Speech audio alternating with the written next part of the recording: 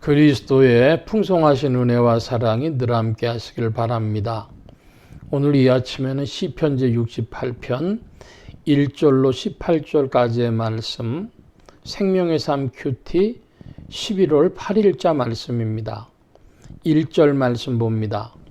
하나님이 일어나시니 원수들은 흩어지며 주의 미워하는 자들은 주 앞에서 도망하리이다. 연기가 불려가듯이 그들을 몰아내소서. 불 앞에서 미리 녹음같이 악인이 하나님 앞에서 망하게 하소서. 의인은 기뻐하며 하나님 앞에서 뛰놀며 기뻐하고 즐거워할지어다. 하나님께 노래하며 그의 이름을 찬양하라. 하늘을 타고 광야에 행하시던 이를 위하여 대로를 수축하라. 그의 이름은 여호와이시니 그의 앞에서 뛰놀지어다. 그의 거룩한 처소에 계신 하나님은 고아의 아버지시며 과부의 재판장이시라. 하나님이 고독한 자들은 가족과 함께 살게 하시며 갇힌 자들은 이끌어내사 형통하게 하시느니라. 오직 거역하는 자들의 거처는 메마른 땅이로다. 하나님이여 주의 백성 앞에서 나가사 광야에서 행진하셨을 때에 땅이 진동하며 하늘이 하나님 앞에서 떨어지며 저 시내의 산도 하나님 곧 이스라엘의 하나님 앞에서 진동하였나이다. 8절까지 먼저 말씀을 보면은 표제어가 다윗의 시 인도자를 따라 부르는 노래 그랬습니다. 그러므로 이것은 하나님 앞에 나아갈 때 부르는 성전에서 부르는 노래나 어떤 절기가 집행되어질 때 부르는 노래라 할 수 있겠습니다. 이 68편의 말씀에 보면은 원수들이 흩어진다 그래요. 이제 어떤 적대성이 나타나는데 그 기준을 뭐라고 하냐? 그러면 2절에는 악인이라 그랬고 3절은 의인이라고 했습니다. 의인이냐 악인이냐? 그것을 가지고 하나님께서는 의인들의 편에 서신다 하는 것이죠.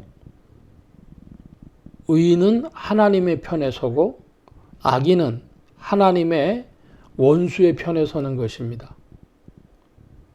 그래서 하나님 앞으로 갈 때에 의와 불의, 선과 악, 이런 기준이 작동되어지고 있다고 하는 걸 볼 때에 그럼 기준이 뭐냐? 이렇게 물어야 되지 않겠습니까?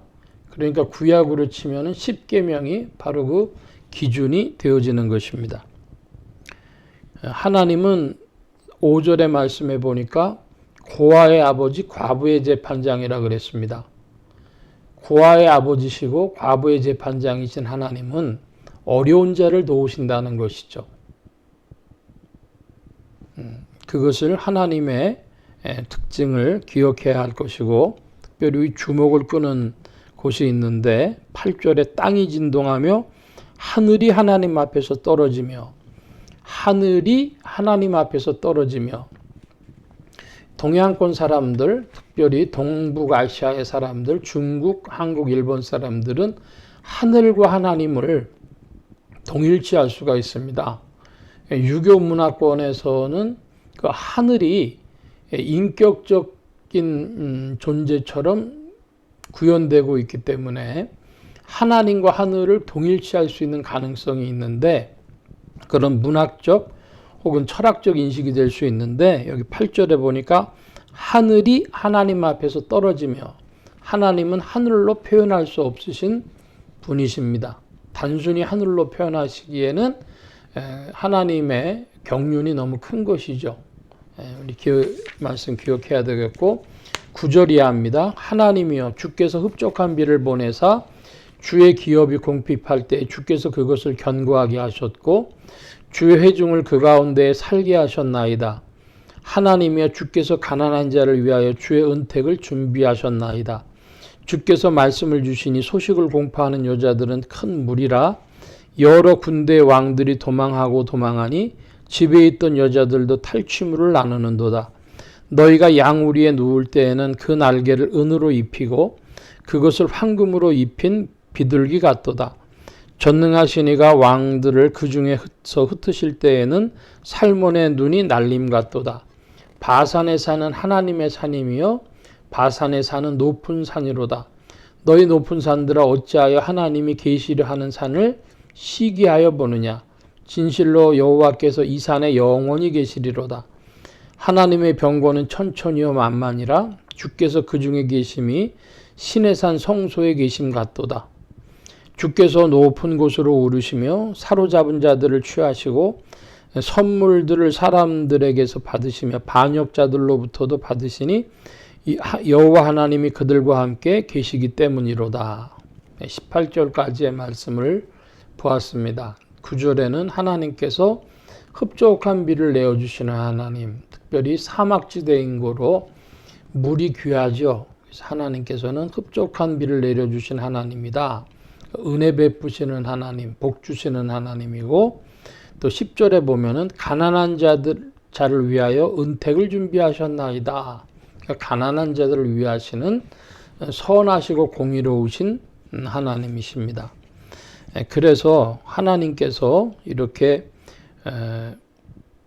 인생들 가운데서 일하실 때에 하나님은 어디에 하나님이시냐 그랬더니 17절에 보니까 주의 병거는 천천히요 만만이라 주께서 그 중에 계심이 신의 산 성소에 계신 같도다 그랬습니다.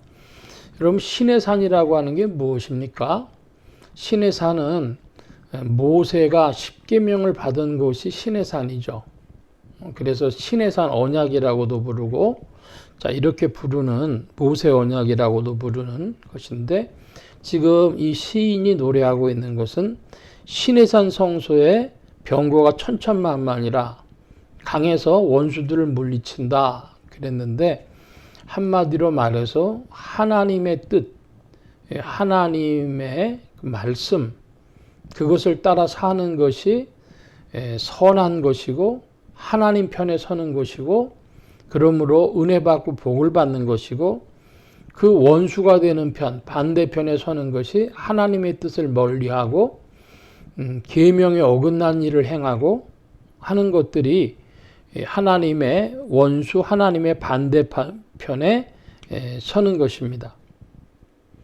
전쟁을 하면 선과 악이 전쟁을 하는데 하나님의 병거가 천천히요 만만이라 승리가 하나님께 있고 하나님 편에 있고 하나님의 말씀에 있고 하나님의 언약에 있는 것입니다.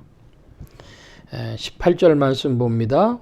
주께서 높은 산으로 오르시며 사로잡은 자들을 취하시고 그 선물들을 사람에게서 받으시며 반역자들에게로부터도 받으시니 여호와 하나님이 그들과 함께 계시기 때문이로다. 조금 이상한 표현입니다.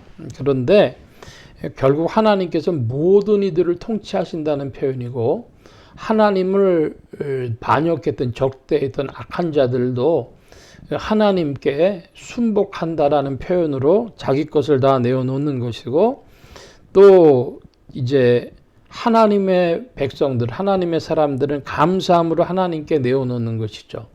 하나님이 모든 만민을 다스리신다고 하는 표현이 되겠습니다.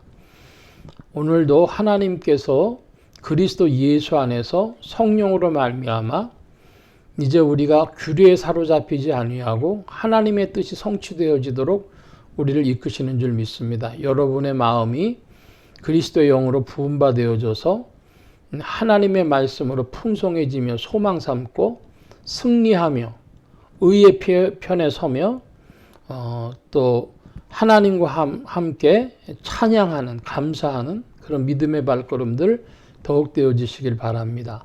주님이 오늘도 죄 백성들을 지도하시고 이끄시고 전진케 하십니다. 오늘 말씀 여기까지 봅니다. 기도합니다. 만복의 근원 되신 주님 함께해 주셔서 인생들 가운데 하나님의 편에 서는 의의 편에 서는 인생들이 되게 하시고 하나님의 말씀으로 소망 삼고 성령님과 함께 전진하는 이들이 되어지도록 더욱 지도하시고 인도하여 주옵소서. 주께서 하시는 모든 일들이 아름답고 주께서 우리에게 은혜와 복을 주시는 것인 줄 믿사오니 말씀으로도 풍성한 주의 백성들 되게 하여 주옵소서. 감사함에 의지하올 때에 예수 그리스도의 이름으로 기도하옵나이다. 아멘.